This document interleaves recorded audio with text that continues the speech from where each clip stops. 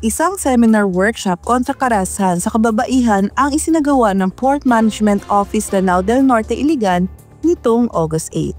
Ang Menopause to Violence Against Women Everywhere o MOVE ay isang advokasiyang layong hikayatin ang kalalakihan na tumindig laban sa anumang uri ng karahasan sa kababaihan.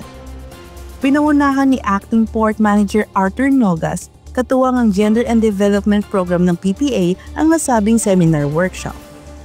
Nilahukan ng mga lalaking empleyado ang mga talakayan ukol sa VAWC at responsableng pakikipagrelasyon sa pangunguna ng mga tagapagsalita mula sa Philippine National Police.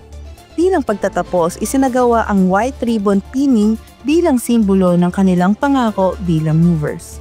Mga kalalakihang tumitindig laban sa karahasan sa mga kababaihan.